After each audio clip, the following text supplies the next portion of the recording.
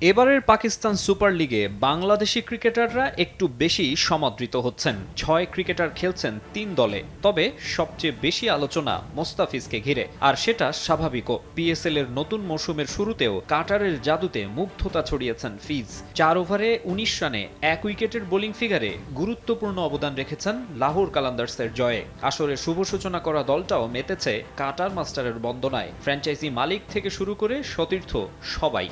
আমি আর মোস্তাফিজ কালান্দার্সে একই সময় শুরু করেছিলাম, এখন আবার একসঙ্গে ফিরেছি। সে দারুণ ক্রিকেটার। মুস্তাফিজ সারা বিশ্বের টি-20 লিগে খেলেন, বাংলাদেশের হয়েও দারুণ পারফর্ম করেছেন। আমাদের বোলিং লাইন আপে তাকে পাওয়া ভাগ্যের ব্যাপার। আমিও চেষ্টা করব তার কাছ থেকে শিখতে। পিএসএল ও বিপিএল এর সুবাদে বাংলাদেশের ক্রিকেটের সঙ্গে সম্পর্ক গভীর হয়েছে রমিজ রাজার। টাইগারদের প্রশংসাই করেন পাকিস্তানের সাবেক ক্রিকেটার। কালান্দার্সের ম্যাচে পারফরম্যান্সের পর মুস্তাফিজকে ভাসিয়েছেন প্রশংসায়।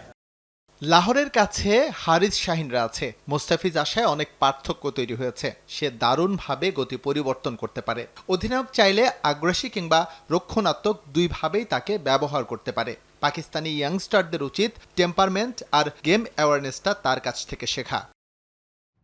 এদিকে এসবের মাঝে শুরুর দিনই বিতর্ক জন্ম দিয়েছে পিএসএল এর এ আসর। যুদ্ধ পরিস্থিতিতে ক্লোজ ডোর ম্যাচ হওয়ায় গ্যালারিতে নেই দর্শক। শূন্যতা পূরণে আর্টিফিশিয়াল সাউন্ড ইফেক্ট ব্যবহার করা হচ্ছে, যা খুবই বেমানান, কোনো কোনো ক্ষেত্রে হাস্যকর।